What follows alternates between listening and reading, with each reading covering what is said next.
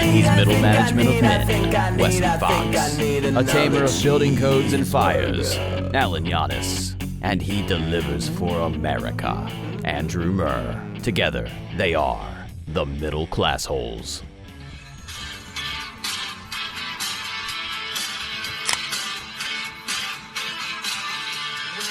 Well, it came crashing down. I gotta tell you, it hurts inside. A piece of your boy's childhood died today. Yeah. And to say a piece, that would be an understatement. That would be an understatement. Yeah. God, I got a text from my mom who said, "Hey, I don't know if you remember this. I used to have to lug a cardboard box of the Hulkster and his friends to the babysitter's house. His friends being nice. other wrestlers. Very nice. I never traveled light. Never traveled light as a 6-year-old. Man, oh man. So, all right. So here's the big question. I guess it's come into play since old Hulkster bit the, hit the old 1, 2, 3 in the sky. Allegedly, SummerSlam's around the corner, man. Wow. Hold out hope. This would be the ultimate work if that's the case. Just I jokingly text you the Undertaker digs him up as part of a special tag team celebration. Okay, all right. And I guess we'll be talking about Cosby a little bit later on because there's been a lot of celebrity death in the atmosphere recently. But do we judge the Hulkster on the man Terry Bollea, or do we judge the Hulkster on what he provided America with from the years 1985 to around the year 1997, 98? Maybe even a little later, but I'd say 97. I'd say that span of time, 85 to 97, was the zenith of the Hulkster. Let's air out a little dirty laundry after. Okay, so his son killed someone while being in a drunk driving accident. His son was drinking and driving, killed someone. The Hulkster made some racial slurs. No, Terry Bollea made those slurs. Terry Bollea. Terry Bollea's son. Terry Bollea's son killed a man while intoxicated. Right. Terry Bollea put out a sex tape, and we all saw the Hulkster's hog, which we all imagined would be big, and it did not fail. It was a fucking a salami sandwich and a half. Then I don't know. I mean, it was like the dysfunctional family with Hogan knows best.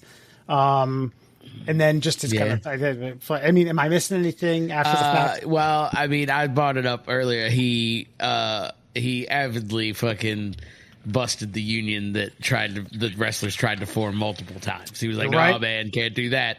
That's kind of shitty considering they're all fucking basically vegetables with like liquid bones and they have no health insurance. Gorilla Monsoon, before I became the governor of Minnesota, I was going to go to Vince McMahon and tell him that we want insurance. And the Hulkster stopped Vince McMahon in the elevator and basically said, "No, you're fucked."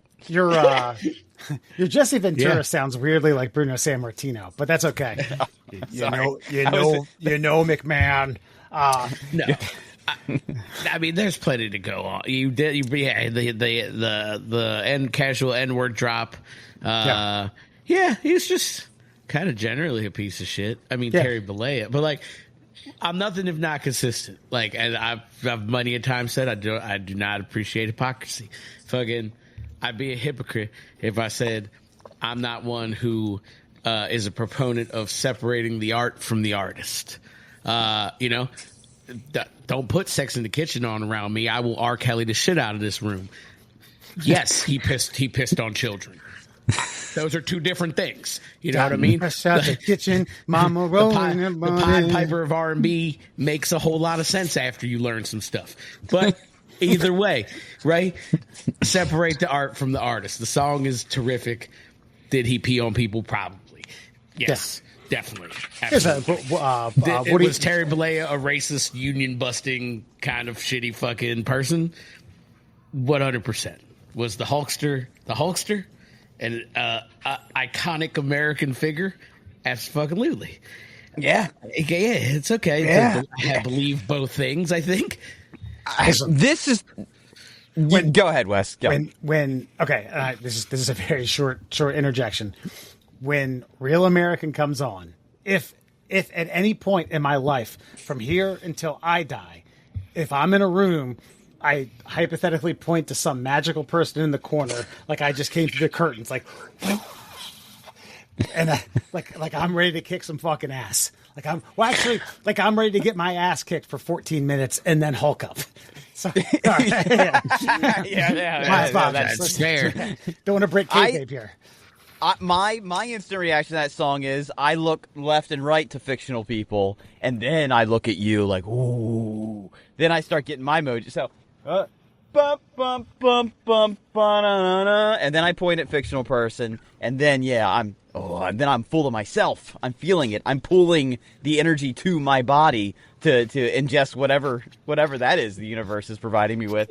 But like if it's the problem with wrestling revealing its secret even though people knew it anyway. And when you did that, you took somebody like Hulk Hogan, who people in our youth was like, that's a real guy. He looks like my middle school friend's dad after Sunday brunch, and somebody disrespected the pastor, and now he's got to tear his shirt off and fucking put out some Jesus justice on this motherfucker. The big man upstairs. Jesus. Yeah. Forget it. No, and by the way, the message was always, look, you can disagree or agree with, say your prayers, but, take your vitamins. Basically, be kind to your parents. Don't be a dickhead. And it's being influenced by the most masculine man that the time and the era could provide us with, and that was Hulk fucking Hogan. God, and he stuck up for the little guy, supposedly, in the ring, except for when he was telling Vince McMahon that he wasn't going to job this motherfucker, so find a new out. Yeah, and possibly the greatest heel turn of all time. Some say The Rock, but, him going to NWO. That's probably 1 and 2. I don't know where you 1A, yeah. Yeah. Well, because I would say, you guys probably shake out on the Hulk side. Like, I was more Rock. Like, that was great, So, yeah, I guess. Here's the thing, though. Hogan turn. The Hogan turn. The Rock heel turn made The Rock. The Rock. Yeah. Hogan was already made. That made him. It's a very different scenario. Yes, yeah. Correct. And so that's why I think the Hogan thing, because Hogan milked the babyface for what? So he turned in what, like 96? So he took I'm saying again, prime years, 85. We'll say it started in 85. Yeah. So he took a full decade of babyface work and then just turned it on its head and flipped fucking wrestling upside down. And the way in which they did it, right when wrestling was starting to present itself as sports entertainment, he gave us one last fucking pump of like, this shit's real. Hogan's joining the Outsiders. These guys threw away their contracts and said, fuck you, Vince McMahon. I'm going to WCW. I'm coming out of the crowd. You're going to give me a contract because I goddamn demand it. And that's why. That's fucking amazing, dude. That's fair. Fucking Hawkster. Corporate Rock was fucking phenomenal. And you at the time you needed something for Stone Cold, and it fucking worked. Yeah, with the Versace shirts and the fucking sunglasses, it was pretty fucking phenomenal. Let the record state, if we're being objective here, in my opinion, Stone Cold Steve Austin was probably the most important professional wrestling figure to come along, but none of those guys get there without Hogan. I think that's why he's always 1A on a Mount Rushmore. Whether you liked his style, leg drop was stupid, hawking up's lame, blah, blah, blah, blah, blah. Critique it all you will. But if there were no butts in those seats, there's no Bret Hart, there's no Stone Cold, there's no Shawn Michaels, there's no Undertaker. None of it's real. None of it exists. Yeah. Unless the Hawkster fucking slams Andre the Giant one night in the fucking Superdome. Yeah. I guess he's like would you consider him like the first WWF / WWE superstar, as nationwide, worldwide, you know what I mean? Because I guess there were singular stars before that, but it was also still kind of the early formation. It was still the early years of WWF at the time, even in the 80s, right? They had been around a little bit, but they were still starting to fucking they were just starting to get blow uppy on television and merchandising, to become the brand that they are now. You know what I'm saying? So I think he was kind of that first televised, nationally televised, internationally televised face personality, like icon. Yeah. And so I mean, it is what it is. You'll talk to the wrestling pundits, you'll hear Bruno Sammartino, and then the babyface before him that lost to the Iron Sheik, Bob Backlund. But when Hogan came along, it then spawned pay-per-views, Saturday night main events. It spawned butts in the seats, and I don't mean in the arena. I mean across America, and not in the panhandles of these weird, janky podunk towns where people loved wrestling. I'm talking about everywhere you can imagine. And then, that's when the Saturday night main event after WrestleMania, which he lost to Andre. They had was it Earl Hebner's twin brother Dave. But if you guys remember that cross, 33 million people watched that. Wow! In 1988. Yeah, I mean, and so in '88, so we would have had like about half the population we have now. Yeah, and man, there are TV shows that would salivate for a third of that fucking number in this era. So I mean, and you had less options of what was on TV, and that I think helped your viewing choice out pretty well right there. But as far as like union busting, Alan, like it's the storied history of the Hawkster. Like there was an unwritten rule that you didn't go into other territories and poach another man's talent. And when Vince Sr. gave the company finally over to Vince Jr., it was like, let's hitch my wagon to this 300-pound fucking hawking surfer dude, and let's fucking go down to Florida and let's fucking steal some talent. Let's grab Randy on the way back. We'll drag Ricky along for the ride too, and we'll make a fucking. Eventually we'll make a global empire, but let's start with the fucking northeast to the fucking southeast and see what we can pull off. Yeah. Amazing shit. This is, it's great. Two things, because I read this about once a year, and Bill Simmons wrote this back when Macho Man passed away. I think it was like 2010. He explained the whole, double cross, and Bill Simmons quotes him. He's like, "Let me tell you why you're out of line, man. You got jealous eyes." And then he punches him. We knew it was coming, and we loved it anyway. Savage sucker punched Hogan and beat him senseless. It was a virtuoso performance. One of a defining buddy turning on buddy events of the past 30 years. I put it up there with Biggie turning on Tupac, Crockett turning on Tubbs, Brandon going out with Dylan's girlfriend. And everything else, blah, blah, blah. The other thing, young Wesley was at SummerSlam in 1990. All right. It's at Philadelphia Spectrum. Hogan wasn't main eventing. He was wrestling Earthquake. The main event was Warrior Rick Rude for the world title in a steel cage match. I was with my brother and my cousin, and my cousin's dad, who was also my cousin. My parents gave us $5 for concessions. $5 in 1990, that gets you drink, popcorn, probably pretzels or M&Ms. It gets you through an event like that. My cousin's dad was like, I'm not bringing you guys back all night. Okay, we're going to get the concessions right now. If we need to make a pit stop during intermission, we'll figure it out. But let's get something right now. Roll up. What do I see? Hulk Hogan bandana, $5. It's like, ooh. Man, this is a tough one. I had a big dinner. I'm getting that motherfucking bandana, and I still have it. It's in my mom's. It's in my mom's house.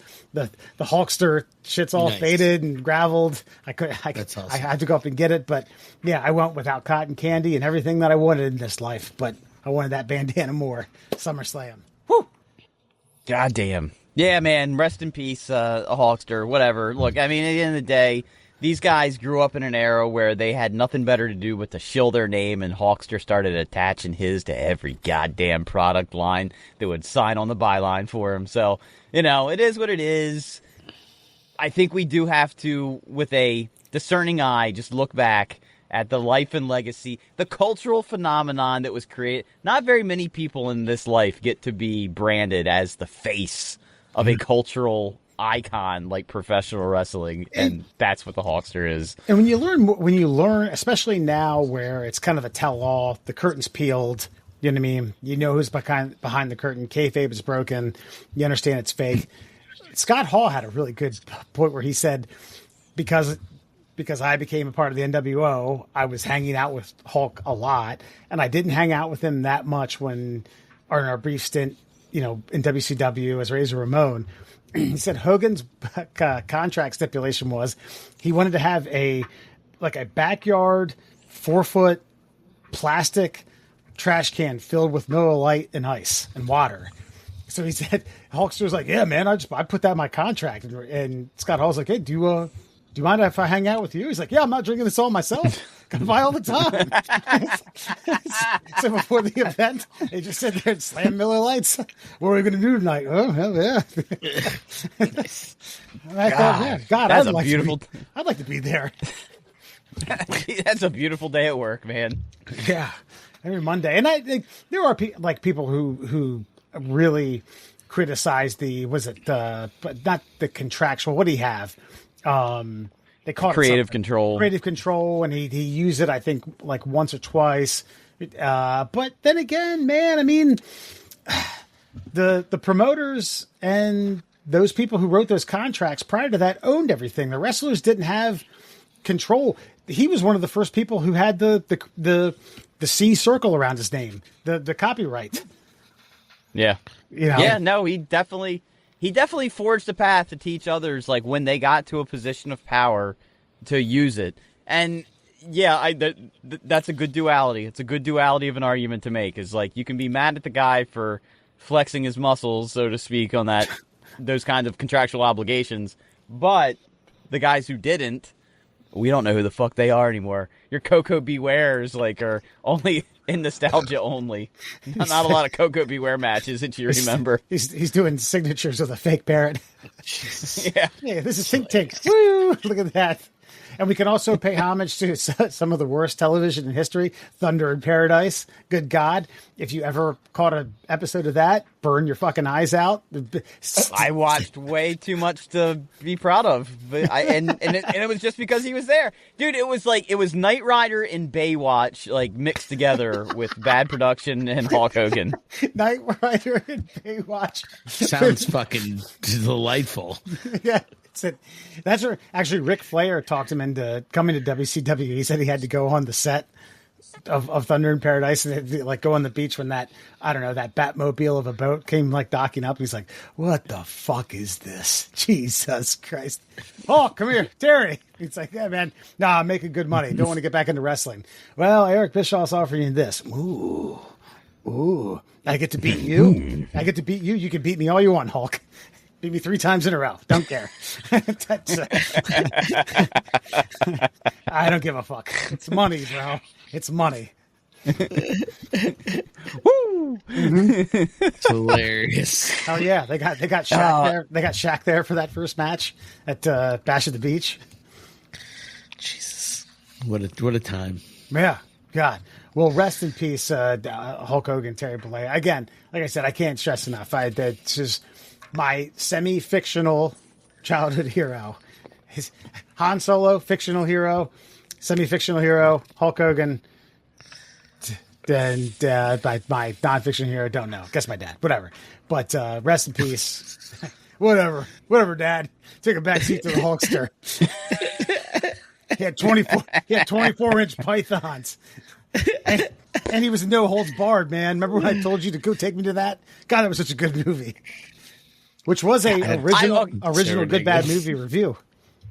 Yes, it was, and I thought about that a lot today because I started thinking about all the movies that, again, another career path that Hogan forged for a lot of these wrestlers. John Cena should be thanking the ghost of Hulk Hogan today, as should The Rock. Stone Cold. I never starting a few. Yeah, he did like a Marine or something like that. I don't know. He's been in some stuff. Bottom line is, Stone Cold could be in movies, but I don't think he can be a lead. But he could, he could be like Thug number 3, Extra Muscle number 5, and just talk some shit. That'd be fine. The Expendables 4. He could be in an Expendables movie. But no, I never got this. I can't believe that we didn't buy into wrestling being fake sooner. Because what was Hogan's name in Thunderlips? What was Hogan's name Rocky? in Thunderlips? Yeah. No, not in Rocky. In No Holds Barred. Oh shit! He gave that fake like surfer like. Hold on, gotta do. Yeah, and he wore like the black and red leather unitard or some shit. Yeah. Gotcha. Hold on. Damn it! Doesn't give the. usually on the Google thing. Got to go to IMDb. Let's see here. Rip. Just straight Rip. Rip. Okay. Yeah. All right. Ooh. Also starring had Joey Rip. Severance, who was in what's that Van Damme movie. Okay. That Van No one Damme cares. movie. Nope, don't Yeah. got that one. All Van Damme movies are the same movie, just different No, different aliases. there is a greatest Van Basically. Damme movie. It's It was just my man shirtless wearing capri pants kicking the shit out of people. Yeah. Fucking, And that's every. It's just a different setting. You know what I mean?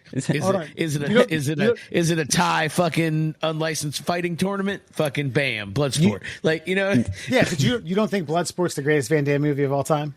I mean, it is, but that's not. I don't think that's saying a lot. Is all I'm saying. Oh, Like, agreed. Bloodsport's miles better than anything they did. Yes, 100%. Like, absolutely, it is far and away the best Van Damme movie. All I'm saying is, it's not hard. Van Damme shit sucks. Like, Yeah. You put out a bunch of C movies and all the you get it. and then he had like a fucking B knocker. minus. Yeah. All right. Yeah, dude. Van Damme movies where he did Split. He did some really cool like kicks. He took his shirt off. He was super ripped. And yeah, there was a love interest that got stolen away somehow, and he got revenge. End of movie. Like, just rewrite that one 1,000 times. But no, I always thought it was funny though that he plays Rip in No Holds Barred, and then Tiny plays Zeus. But then Zeus comes to the WWF as Zeus. Right. Because he wants to get revenge on Hulk Hogan, who now is not Rip. He is now Hulk Hogan. But they treated him like he was the same character from the movie. Like, I'm going to get you back. And we're all just like, yeah. Like, Because Zeus realized that movies are fake and wrestling's real. And he wanted to get back at him for losing fame That's all it in the takes. movie to get him back in real life. That's all it takes. Gotcha. That makes more sense. That checks out. It was ever. And then you got the Yep, Macho good. King and Sensational Sherry. He got the whole posse. Yep, good. Perfectly good. That's all good. And then Hogan of course got Brood Eye Beefcake. Fucking he couldn't cut Zeus there though. Okay. Do you remember what Brutus Beefcake's name was originally when he went to WCW? Brutus Beefcake. It was a disciple. No, hold on, the Boogeyman.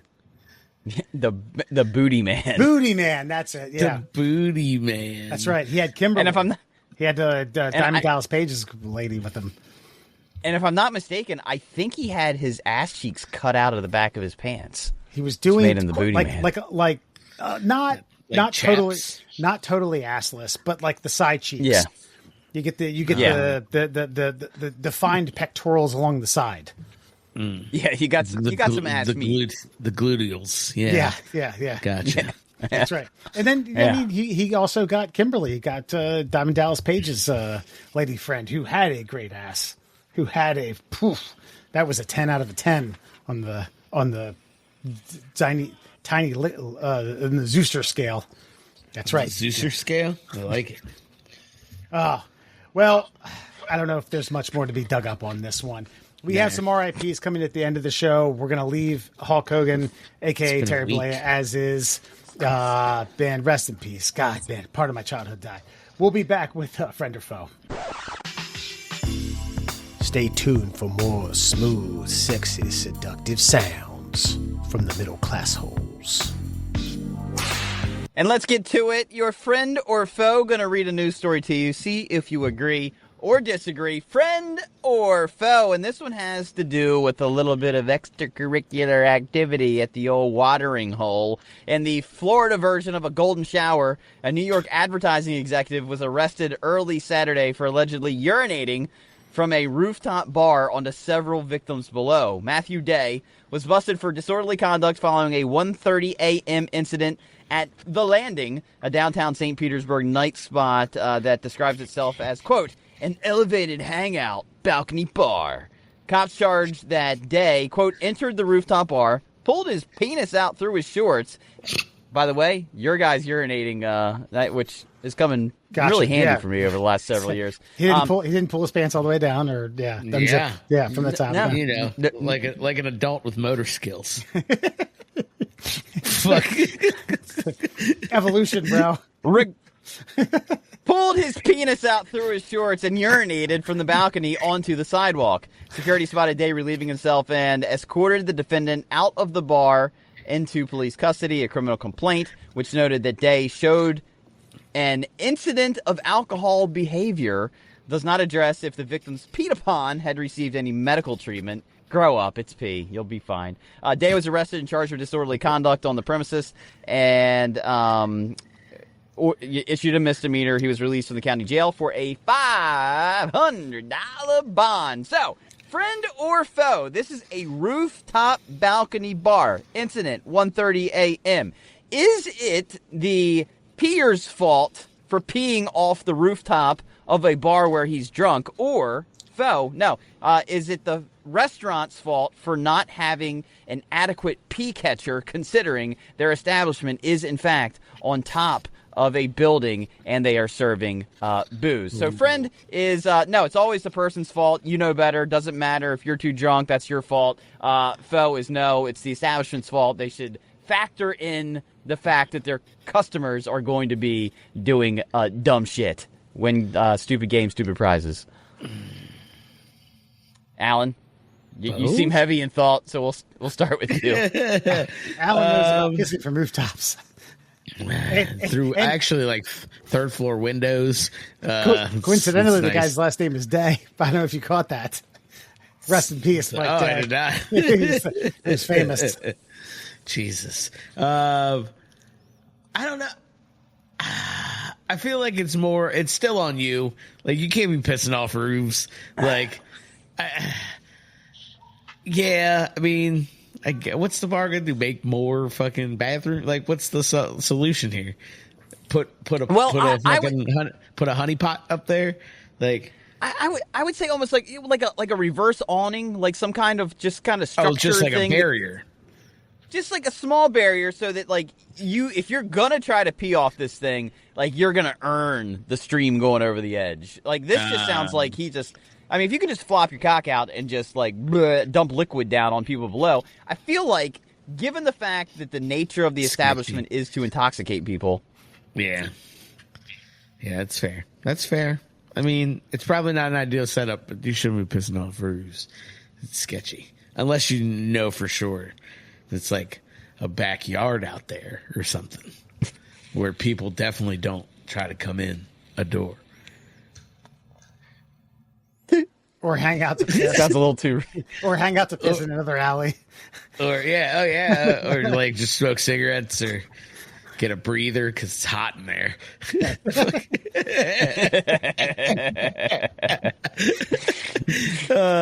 Yeah, don't piss off roofs, is all I'll say. I agree. It's a friend. I agree. Yeah, I guess it's Don't a friend. piss off roofs. Okay, it's Yeah. a friend. It's on the guy's fault. It's on the guy's. He did it. It's on him. Wes, what's your take? So, okay, there was a time and place where I would have 100% friended this. Okay, be like, yo, undoubtedly there's bathrooms. Maybe they're not on the third floor of the roof. I've been on rooftop deck bars. I was at one in fucking Saratoga, New York that was beautiful. Absolutely lovely. I mean, just enjoyed myself. Just was like, holy shit. Just delightful. The breeze is coming through. I should have taken my underwear off and enjoyed myself more. I've gotten to a point now where it's like, I understand the consumption of alcohol and urinating is going to go hand in hand. It doesn't matter, male or female. No, males obviously have the advantage because they can, kind of do it as they please. They can pull their penis through the zipper hole like normal men do.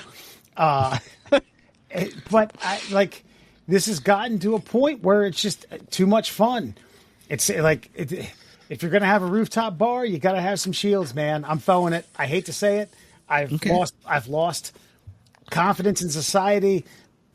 Bars and establishments need to protect themselves. I hate to say it. I feel bad about it. I feel less of a man, but yeah, fuck, sorry. People are going to piss out that. People are going to take advantage of it.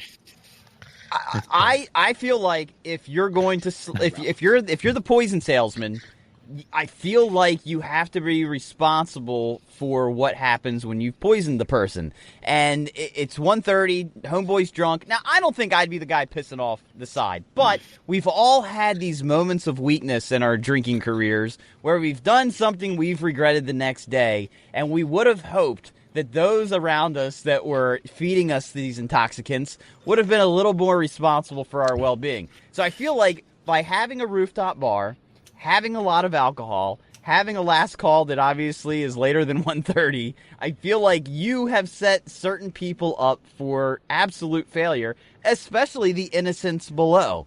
So because of that, I feel like I gotta foe it. I feel like it wouldn't be that hard to create just a little bit of a jut off the side of the bar. There, if they can get pee over, man, that's definitely on them because they were trying, not just because their bladder was full. Their prostate is fucking strong as shit. I also I've gotten into this this social media short called Cart Narcs. You guys familiar with that? Is that where people don't put their shopping carts back? The guy throws stickers on their hoods and then they get out like, don't push it on my car. And he's like, well, the amount of energy you've expended arguing with me, you could have just thrown your cart back. And I don't know this bar. Perhaps they're on they're on the roof deck of the third floor, and the bathroom's on the first floor, and it's just it's a long walk. I would like to think that they just had to go down a flight of steps, and me and every other rational, reasonable thinking person in this world just walks down 10 feet and waits in line.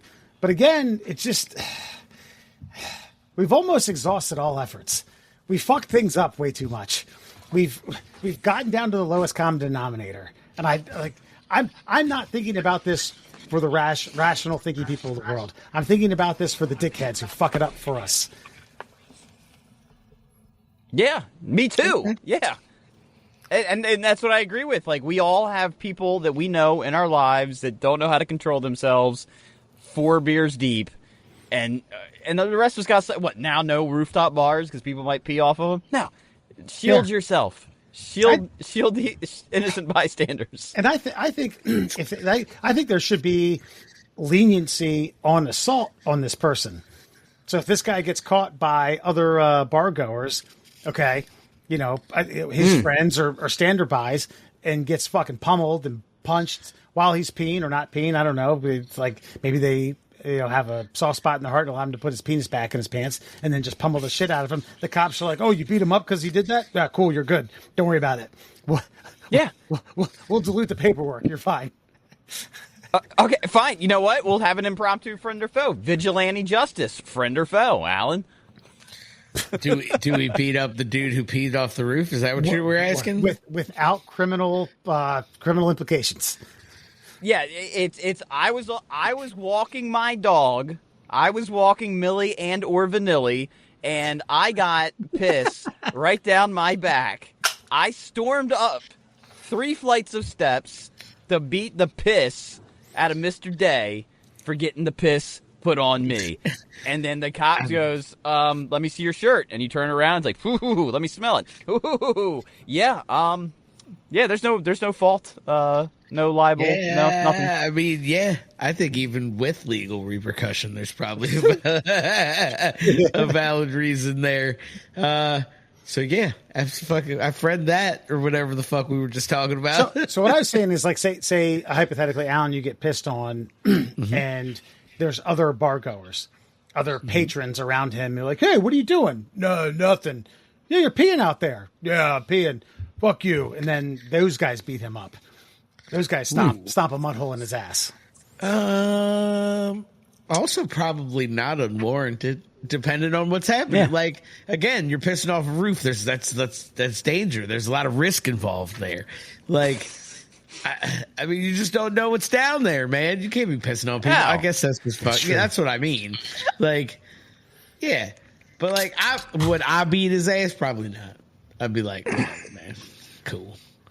Now, if the person, but if somebody came upstairs and whooped his ass because I got pissed on, that happens. Yeah. Well, I also think too, like, okay, we wildly I'm not saying that getting peed on isn't, okay, honestly, let's be real with ourselves here. It sucks if somebody pissed on you, obviously. Yeah. Like in the story, like it doesn't say if anyone sought medical attention for getting peed on. Come on, guys. Like I get it. You can carry hepatitis. I had my head cocked up. I was breathing heavily. Yeah, right. I was Darth Vader. Yeah, I mean, if they pee directly in your eyes or mouth, yeah, sure. But man, look, we live in a dirty world. We actually live in a pretty fucking clean world here in America, if you really break it down. So a little bit of dribble on you here and there, no, come on, man. I just feel like people overreact to everything. Like when these fucking auditors are out there with their cameras, and it's like someone's like, "Man, get that camera out of my head. That's assault. That's assault. Yeah. You touched my gimbal with your fingernail. That's assault. It's a charge." Like, shut the fuck up, man. Again, vigilante justice. You punch him in the face. What was he doing? He's putting camera 2 inches from my face. Oh, and then you punched him? Yeah, okay. Sorry. Yeah. Seems like the law of the land working out in his favor, not yours. Vigilante justice at the fraternity house that I lived in. Our sweetheart walked out our back door to smoke a cigarette, and the cigarette got put out along with, I don't know, I'd say about anywhere between 3 to 6 ounces of pee landed on her shoulders and hair, and we beat the snot out of the guy. All the way from the 3rd floor out the back door. All the way out. I was going to say, like, earlier I was going to be like, Wes, what did we do to people? We caught pissing out the window. Beat the snot out of them. I caught a guy red-handed pissing in the corner of like, my bedroom was in a cockeyed like corner of the house, and so I was like, "Hey, Wes, yeah, the guy just straight up like went down there and pissed." And I did the really like creepy Pig Panther tiptoe, like, yeah, and he's pissing right next to my door. And I was like, "All right, I got 2 options here. I can wait till he's done and tell him to leave, or I can hit him." And I cold cocked him as hard as I could in the back of the neck. In the back of the neck. Yeah. And he fell down and peed on himself a little bit. Told me he's gonna get up and beat me up, and I was like, "I'll let you get up and you could try." And yeah, it's like you get the fuck out now to save yourself. I'll forget who you are. Dude, I saw a guy get punched off the porch. I think he got punched off the porch. Either way, he got projectile off the porch in some fashion by someone. In the process, lost a shoe, and then that person picked up the shoe and hit him in the face with it, and then fucking sent him down the road without his shoe. Yeah, and I'm pretty sure it was snowing. And the guy who pissed out the window, who pissed all over our sweetheart and put out her cigarette, by the way, it was like a dirty Marlboro menthol light. He came back with 4 people, as like, "Yeah, we're ready to kick some ass." And we were like, "Really, 4 people? It's like probably 40 of us. All right, that's your artillery." That's your artillery. Right. Let's do it. However you want to do this. They ended up walking away, but good times. Yeah. Great video out there. Some guy, it's one of these protests, and like some guy for whatever reason, takes his shoes off and starts throwing them at some guy. Guy doesn't even retaliate. He just picks his shoes up and throws them on top of the roof of a building. Like, what'd you do that for? He's like, "Why'd you throw them at me?" Yeah. They didn't even fight. Homeboy just had to think about like the long walk he was going to be making to a very dirty city. Nah, I'd probably fight you if you threw my shoes on the roof. I wouldn't throw them at you because that's just dumb. But if you did that in front of me and you were like 10 feet away, 15 feet, like you were within shoe throwing distance, we're fighting. I think. Yeah. There's a good. I don't know if I do want to bring this up as a good bad movie review down the road, but Dirty Work. Artie Lang's pissing off the side of a building, talking to Norm Macdonald, and the guy downstairs says like, "Hey, what are you doing?" He's like, "Nothing." And zips his zipper up, finishes his conversation, and then 2 minutes later, this guy shows up, just absolutely saturated in piss on the rooftop. Who the hell is pissing? I don't know if you guys. Dirty Work's a great movie. It is. All right, so the foes have it. Well, I think I friended. Yeah, foes have it. If you. Oh yeah. Sorry, go ahead. if you have a rooftop bar. Alan, we almost made it out alive. We almost made it out alive on that one. Yeah, the foes have it. 2-1, baby. 2-1. Fair enough. And All that right. is your friend or foe. Stick around. We'll be back with Fun Fact Friday. Intelligence, of which you have none. Obviously, we're dealing with the superior intelligence. And now, Fun Fact Friday. All right, folks, let's get to it. Let's expand those brain cells rattling around that little dome of yours with the little thing we like to call Fun Fact Friday. 5 fun facts for you fuckers on a Friday. Sadly, today being brought to you, of course, by our good friend, the Cuckster. It hits a little differently today now, doesn't it, Wes? The Cuckster turned his chair around and stared at the corner of the room for about 10 seconds. For a 10 bell, a 10 bell count to commemorate his body. A 10 whack count. It's 10 strokes. 10 strokes, which is 4.5 seconds. Yeah, 10 very deliberate strokes. Yeah. You know. So check out the now the now tribute page. Cuckster for life. That's Cuckster for life on Instagram The worst and tribute TikTok. of all time. He's a professional impersonator who will also watch you fuck his wife. I can't. I'm now forever tainted thinking about this being a tribute page. We should immediately change the Instagram tagline to fucking tribute page. Yeah. All right. In memoriam. Yeah. So make sure you check out the Cuckster on Instagram and TikTok. It's Cuckster for life. Let's get to it. 5 fun facts for you on a Friday. Did you know splinter-free toilet paper was invented in 1935, which means before that, toilet paper had splinters. Jesus, those poor bastards. Fuck. I can't. I mean, I know we have it good now, but I almost want to imagine that being like a divot in the ripple of time.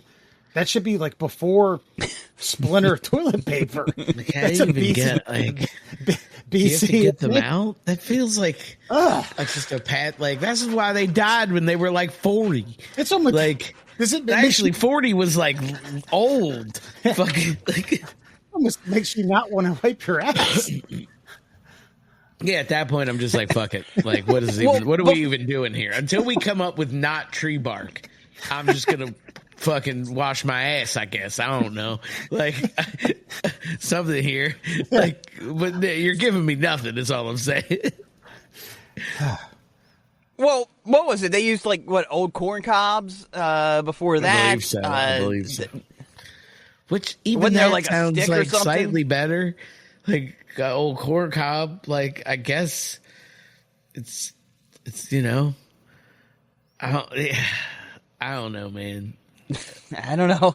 I don't know either. I'm just glad to live now. I mean, theoretically, a wadded up piece of paper is better than a corn cob, but the refining process, I'm sure back then, which I do kind of agree with. Like, would you rather go into a situation knowing the corn cob sucks, or go into a situation where you might have a more comfortable experience, but you might also end up with a splinter in your anus? Is the potential for splinters more comfortable than a corn cob, though? I guess that's subjective. Like, for me, I'm taking that corn cob. If you're telling me there's ass splinters, any fucking like semblance of a chance of ass splinters, I'm out. I'm tagging out. I'm gonna need some tutorial. I'm gonna need some testimonials from the corn cob crowd. Yeah, I don't know. Yeah. So I was looking here just to see with like ancient types of toilet paper. Just for funsies. Go ahead. I just feel like, okay, so here's my theory. Okay, if every 5 times you take a dump and wipe, like, you've got like the comfort of a, we'll call what today is standard toilet paper, and then but there's that chance of the splinter. I I feel like I want the toilet paper, but I feel like the fear of the splinter would maybe push me to corncob. Yeah, that's what I'm saying. Like, the toilet paper concept is terrific. Like, you're selling me toilet paper, but we're like, you know what I mean? There's splinter chance, and you're selling it to me. You're like, listen, man, this bad boy right here, and you slap it like a fucking Toyota Tercel, and you fucking like, you wipe your ass. Your hand's not gonna get all dirty. It's fucking great. Well, this stuff's a little rough, man. He was like, yes. Still ironing out the fucking milling process for toilet paper. It's not exactly like papyrus or whatever. Off chance of some splinters in there. Well, you had me, and now you don't have me anymore. You get what I'm saying? Yeah. If I'm already traditionally using a corn cob, like I eat a corn cob. Nope. That just sounds like it's going to be a more comfortable experience to me. That's all I'm saying. I'm not jamming it up there. It's more of a slide. Yeah, I get it. Yeah. I mean, fresh corn cob versus cured corn cob. Yeah. There. I mean, well, yeah, like the stuff you put on your fucking porch for like Thanksgiving. That's no good. No. Or like a Halloween decoration. I also got. I wanted. In my weird, twisted mind, I want to say that Gen 1 post Splinter was sold door to door. Like, what? Hey man, Splinter free toilet paper. You got to show me. Got a toilet? Got a bathroom? I got a lot of dumps to take. Here we go. Whee, look at that. Beautiful. Take a peek at that puppy. Skid marks. Skid marks all the way down. Nothing. Look at my ass. No splinters, sir. Nothing. Real quick. This is fucking wild. Like the gambit of fucking. I think it's gambit, but fucking of options that they use. So like communal sponge. The ancient Romans used a sponge on a stick and kept it in a bucket of water, vinegar, or salt water. And it was shared among users in public latrines. I had seen this before. So, yeah, it was like a sponge on a stick, and it was just kept in a bucket, and you would wipe your ass with that shit. But, like, other people used it, too. So, weird. Fucking cloth, obviously. Water. Asia, North Africa, Middle East have been using water for, like, millennia, apparently. They just use water, and they wash their ass, which, hey, fucking not dumb. Well, maybe. You guys have not that much water. But either way, fucking cloth, very obviously fine. The Japanese or the Chinese use sticks in ancient Chinese. Japanese also use sticks for some odd fucking reason. And then the weird one was the ancient Greeks used ceramic pieces, which also sounds very dangerous. I guess ceramic's smooth, but also potentially not smooth. Depending on how you work that out. Like, yeah. And then, like, natural shits, leaves, grass, moss, hay, obviously all shit. It gets weirder, though. Coconut husks? That sounds terrible. Fucking shells. That's probably the closest. You think? The coconut husk thing sounds like more similar to, your this iteration of toilet paper, where it's kind of like a rough but also malleable surface that you can kind of get the nooks and crannies with. Yeah. I can see that. I can see that. Yeah, I guess it could. Like, especially like the outside shavings, I guess. Like, not talking about like the inner hard coconutty shell. No. All like the fibers that wrap the coconut. Yes. Back when men were men. Yeah. Yeah. This brings me to a point. Alan, do you remember? Okay, podcast probably a recording probably 3 years ago. Do you remember when you said, "I've long wondered when the last time America was great"? Do you remember when you said that point might be? No, I don't. What did I say? It's when celebrities and not just bullshit D and C list, like A-list celebrities showed up to a red carpet event for Deep Throat. Oh, yeah. Okay. Also true. I think maybe this anti-splinter toilet paper might be in the running. Might be there. No. Yeah.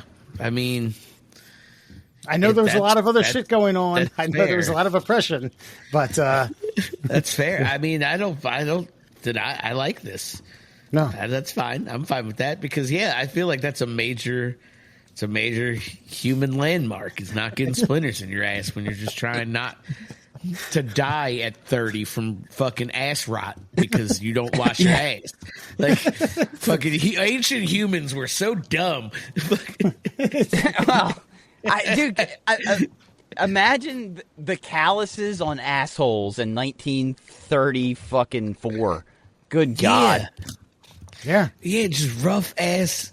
Like, I mean, I guess it didn't really matter, right? You were fucking wearing like, just like thick fucking pants all the time. Yeah. Fucking like working 14-hour days. Yeah, in the coal mines, you were like fucking 12.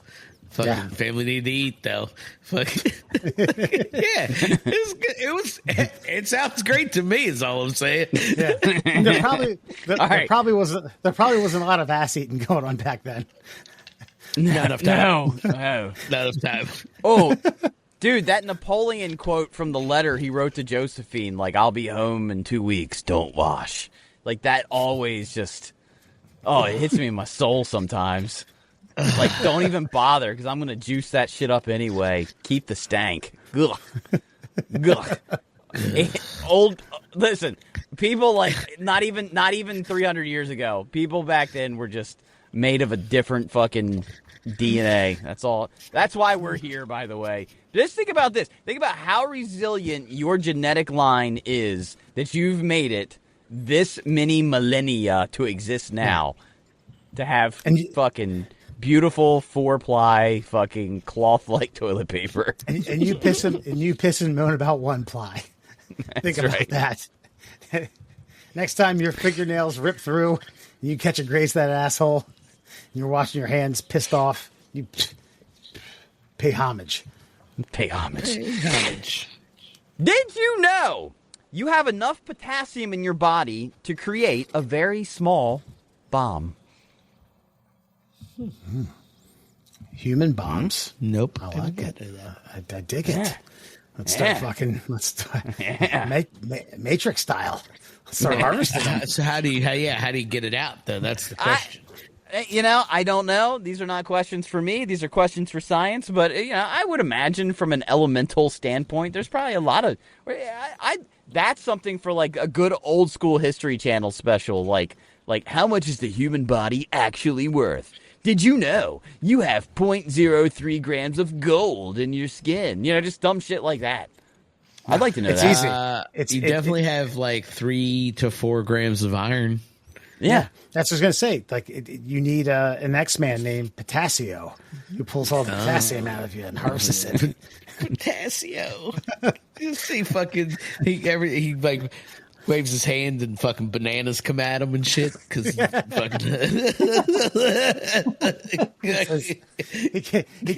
can't quite kill you, but he could make your go-kart spin around 3 times in a row. You fucking he can't kill you, but he makes you cramp.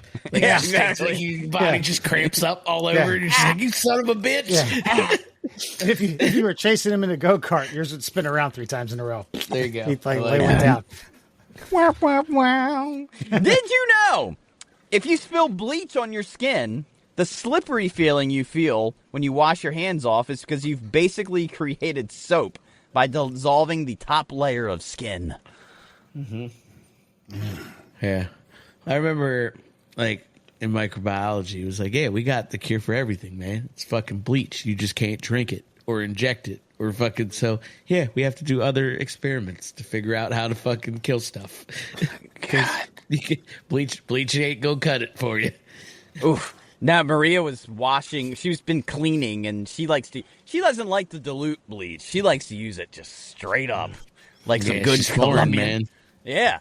So she got it all over her hands. She's like, my hands are burning when I wash them. Like, yeah, it's because you've given yourself a 100% chemical burn. Her skin was shiny. You could see it, like, reflecting light off of it. And then I found this fun fact before the show. I was like, guess what you did? You made your hands into soap. Well done. Also, that's what fucking, like, new, fresh skin looks like. Like, good point. It's still, your hand's still covered. but just barely. That's the freshest of skins. You touch anything rough, you're scraping and cutting yourself. Like we gotta wait a week before you can handle things at that point. Don't be prepping anything in the kitchen. Yeah. No squeezing. Imagine if you did that. Bust open. You did that and someone was like, hey, I got a bushel of crabs. Oh, God. I'm fucked. I'm doing it, though. That's right. Push through. And why is it that, like, maybe I'm wrong on this, but it always seemed as though through my childhood and youth and even into my teen years that washing stuff with bleach always ended in disaster. Bleach stains. Because it's so hard to contain. Like, yeah, it's a bitch. It's a liquid. It just splatters all over the place. Like, there's nothing you can do about it. Yeah, I fucked a shirt up the other day, and I was like diluted too. I was like, mother bitch. It is what it is. Yeah, why don't they put like some sort of additive in there that makes bleach like thick or heavy? You know, something that dissolves away immediately when it hits water. But that way, there's no time I've ever been using bleach where just like the spittle that you might catch when your boss is talking too close to your face always pops off, and then you'll have your favorite shirt with a single like kind of opaque white dot every time, no matter what. Right. Yeah. It's only the shirts that you care about too. You know what I mean? Those fuckers you don't give a rat's ass about, you wear all the time. Nothing. They dodge every spackle of oil when you're cooking. I don't know. I mean, I know OxyClean has come a long way, but it just seems as though when you put bleach in that goddamn washer, it's a roll of dice. Or magic. Mm-hmm. Yeah, perhaps. Perhaps. Did you know cows moo with regional accents? Wow. Yeah, what's a Maryland cow? Like, I can't even. I have a shitty Baltimore accent, and I can't. Moo. Moo. Interesting. That's wild. It's that's pretty crazy. What always freaks me out, it's a little more normalized because, like, the German Shepherd, like, they still teach German Shepherds, like, commands in German. Just, I don't know. But, like, I always think about the weirdest dogs to me, and no offense to the culture or anything, are Japanese dogs. I don't know why. It's just because I know they experience the world differently. Because it's the way the Japanese talk any which way, the style of the language. Like, to train a dog in Japanese, like, imagine this. There was some kind of terrible, terrible natural disaster, and, like, the Humane Society was like, because of what happened in Japan, we're going to be, you know, all these dogs have been gone, and you're going to have to adopt a dog. And you end up adopting a Japanese dog. That dog's just going to be cocking its head. Like, what the fuck's this thing saying? I don't know. It just seems weird. Japanese dogs. That's my end of speech. Do you think cows understand dialect? Like, they're just getting yelled at all the time by their handlers, so they just, like, kind of mimic, you know. I think milk cows might catch feelings, but I don't think meat cows give two shits. I think they know what they're there for, and they're like, whatever, bro. You get close, I'm gonna kick you in the face. I don't give a shit what you're saying to me. Moo. That's it. That's the death moo. Yeah, the most heartbreaking thing I've ever seen is there were these cows. I guess they were caged up forever. They were milk cows, and then some guy bought them all and just threw them out into a pasture. It was the first time they'd ever actually seen grass. And these motherfuckers, if you want to see joy, find this fucking video. I've never seen a cow like donkey kick before, but they were just like, oh, this is so great. It's heartbreaking to know that they're experiencing that much joy. Yeah. And you actually had a good, like, cow tipping's a myth. You can't do it. Oh, you're not strong enough. No, because like cows don't sleep like that. No, they don't sleep standing up, and nor do you or 10 of your friends have the strength to fucking push them over. Gotcha. Tommy Boy Fest coming up in a few weeks, so yeah, so we'll find out. Press your luck. And finally, did you know There is a location in the ocean called Point Nemo, which is so far from land that the closest humans are the astronauts on the International Space Station. I had heard that before. That's pretty wild, though. That's a wild fucking... Just Finding thought. Nemo. Where's it stationed? Point Nemo. I imagine it's got to be in the middle, like the middle of the Pacific. Yeah, it's probably in the Pacific. There's fucking nothing out there. The ocean's huge. Let's see. What's it called? Point Nemo? Point Nemo. Definitely named in the last 15 years. Yes, obviously. Nothing. I mean, there's no way Disney pulled that name from something different. Like Captain Nemo from a book written 200 years ago or anything like that. I'm just trying to see where it is on the globe. Because I'm trying to remember, like, I mean, the International Space... On the firmament. I don't want to upset our listeners. That clears things up, yeah. Yeah. I just wanted to make sure our listeners don't feel alienated. Wait, does that mean that if the International Space Station is not a fictitious piece of technology floating in the air, which it is, does that mean is it just skating across the firmament? Like, is there like no way? Like, the International Space Station can't get any further away because it would scrape against the glass. It's on rails, actually. It's on it's like a big like rail pulley system. They just move it depending on what they want you to see. I'll make it up, man. Do we know anything about? Did you find anything on Point Nemo? I mean, I found it on Globe, but like it looks like it's fucking. I don't know what landmass that is. That's what I'm trying to like figure out what the fuck where it is, because it's literally like I've rarely have seen the globe in a position where it's just like, here's water, and like, you know, like here, I'll just show it to you, because like I think that's the bottom of South America. Give me a second. Oh shit, where'd it go? I don't know what I just did. I broke it. Right near the coveted Falkland Islands. There you go. Yeah, right? There you go. Where Prince Andrew, by the way, lost the ability to sweat. Okay, like, you see what I'm saying? So, like... Oh, wow. Yeah. I'm assuming this is Antarctica, the backside. This is... This has to be the tip. This has to be the tip of South America. Because that North Point is that's Hawaii up. And then is this Hawaii right here? 11 o'clock. Yeah. Is this Australia? Yeah. To the left, due left. That's New Zealand. Yeah. Oh, is it these? Oh, sorry, man. My bad. Fuck. Yeah. See. So like. Yeah, wow. It's out in the middle of fucking nowhere. Like literally. God. Yeah. Yeah. And the International Space Station, it's not as high as you think. I mean, like, what Mount Everest is over. Mount Everest is like 5 miles tall, or something like that. 26,000 feet, 25 and change. Yeah.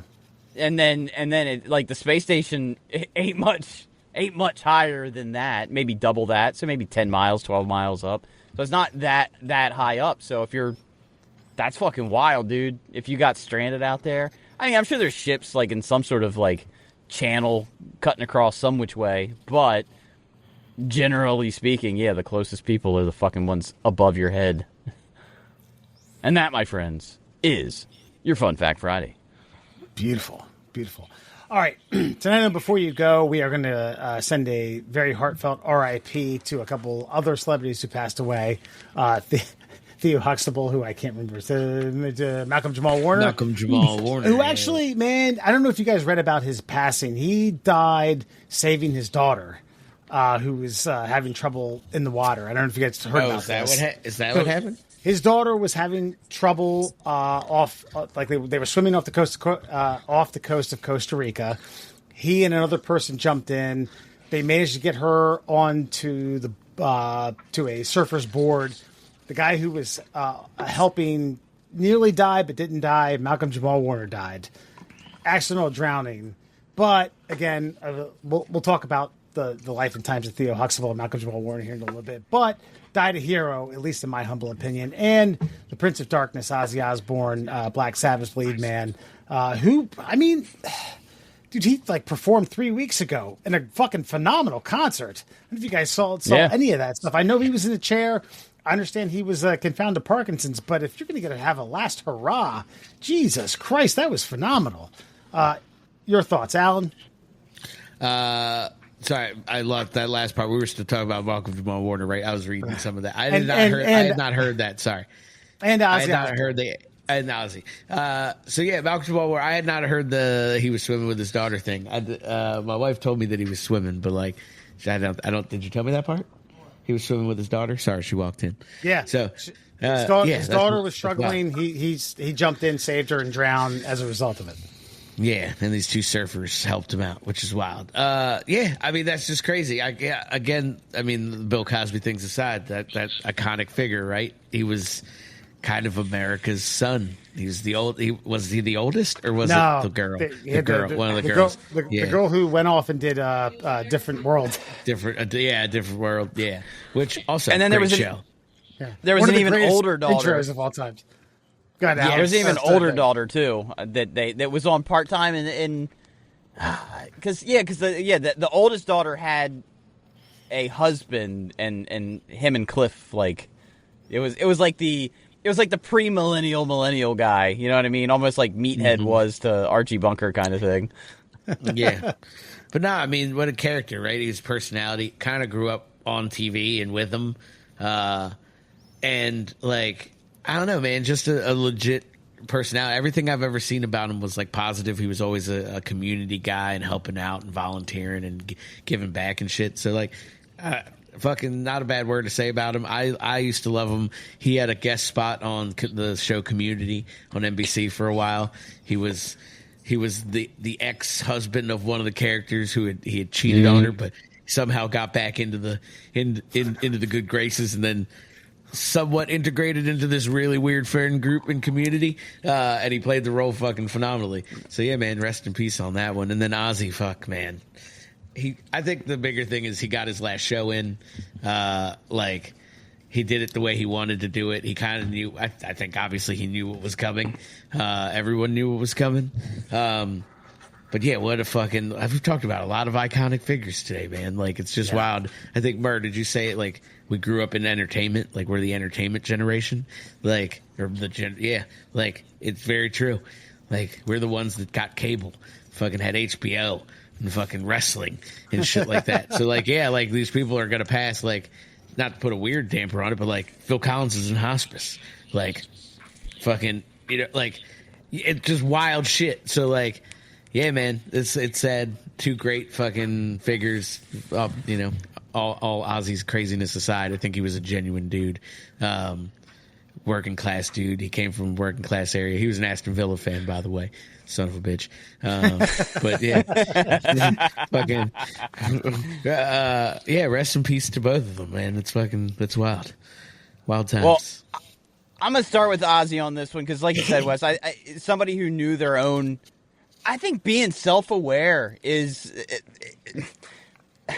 I don't know. Everybody should take a look at Ozzy and know what he was facing down and say, man, you should go out of life with the grace of an Ozzy Osbourne of all people.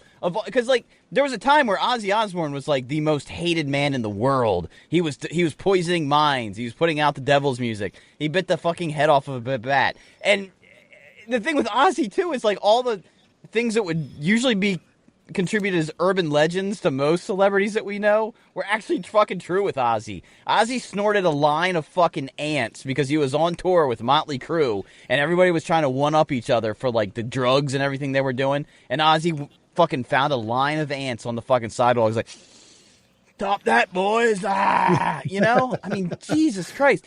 The thing with the bat was there was rumors that he had done this, and so people were throwing rubber bats on stage, like, oh, here's a bat. Someone actually threw a live bat on stage, and Ozzy fucking picked it up, and that's where the whole fucking thing comes from. He bit the head off a dove when he got his first like record contract. It's absolutely fucking wild, the life that Ozzy Osbourne led. And by the way, people forget when he was born. I mean, we're talking like post World War II. Britain has been bombed the shit out of like less than 10 years earlier. There's still rubble all over the place. He grew up in the aftermath. Like, that was his landscape. So if you wonder why his music sounded the way it sounded, you have nothing more to look to than what it would look like if you grew up in a war-torn, bombed-out fucking country with no money and people out of work. And that's the life that Ozzy grew up with. And God bless him. He put himself out there in every iteration there was. The fucking Osbourne show that was on, like, that whole fucking thing. You always knew what Ozzy was thinking, whether he was able to utter it out to you or not. But dude, fucking Theo, man. Like, Yeah. I remember when the Cosby Show came out. I think it was like 85-ish. And, I mean, that means I was like 6. Grew into that show. All the life lessons, like, love or hate Bill Cosby, all the life lessons that Cliff was trying to teach the fucking family. And all the sit-down talks with Theo on the bed. But I will say my favorite episode of all time, starring fucking Malcolm Jamal Warner, was when he and Cockroach went to like the dance party show, and Theo got the tickets, and there was only one spot left. And Theo came up to Cockroach and was like, Cockroach, you should go. And Cockroach goes, nah, Theo, you got us the tickets. You should go. And then Theo goes, nah, man, you're my best friend. You should go. And Cockroach goes, all right. And then Theo was pissed for like a week and was treating everybody like shit. And then Theo realized, like, you gotta say what you mean. If you really wanted to go, you should have gone. You gave Cockroach the green light, and you cannot be mad about this. That is one of the most, I don't know, lasting life lessons. If you've made a decision, you gotta live with it. And fucking Theo Huxtable taught me that shit. Malcolm Jamal Warner was a bad motherfucker. He stayed out of the spotlight, only entered when he wanted to. He was in the Detroiters, by the way. I think his most recent project. Go check out the fucking Detroiters. So good. Now we're hitting on like post Cosby Show stuff. We've all mentioned things. You two have mentioned different things he's been in. I remember him in Sneaky Pete as the parole officer. Yeah, but he never took on like a starring role, really. Like it's like he never really. I don't know. Maybe he was typecast. Maybe he didn't want it. But like, it never seemed like he. It seemed like he was just like, listen, I lived that life. I don't need that life anymore. But if I want to dip my toes in, it's almost like he had carte blanche, and he always picked great roles for himself, I guess, moving forward. So that was, I don't know, man. And he's not that much older than me, so that really, really, really, really, really hit home. Like watching him go, it like cut down at such a fucking young age. And Murray, you had mentioned this earlier when we were like discussing this shit on Facebook in our chat. Like I grew up with Theo constantly getting like hassled by Cliff, and you know. There were a number of times, not too dissimilar from the situation where Cliff had fucked up, or Theo had fucked up, where Cliff would sit him down and have a talk. And as ill-tempered and as wild-mannered as Alan Fox could be, there were times where he was like, sit down. We got to hash this out. We got to make this work. You fucked up. I'm not pissed, but we had to come to a decision, a conclusion, a compromise, and repercussions. And I remember watching that show thinking, like, damn, that's how dads talk to kids. And my dad, for better or for worse, did that from time to time. And again, Christ, I had to like bring it back to Hulk Hogan because it's a tough hero. But I remember that. I remember watching the show thinking, like, you know, suspending the belief of a theatrical daytime television show, not daytime, but like he did, like, sorry, I watched it in syndication, so to me it's daytime. But yeah, like watching Cliff talk to Theo, it hit home. And then Ozzy, the last thing I'm going to say is like, for a guy who consumed, exuded, and exemplified rock and roll, to sit there for his last performing concert in the chair in Parkinson's and fucking kill it. God damn, man. If you're going to go and that's the lasting memory, hell yeah. That's how I want to die. That's how I want to Goddamn fucking right. die, dude. I want to die Goddamn like right. that, man. Oh, I want to die they being are remembered like that. People are releasing the isolated vocals for Mama I'm Coming Home, and you can hear his voice cracking and whimpering and like the emotion coming through, and it's heartbreaking to hear a man at the end of his life.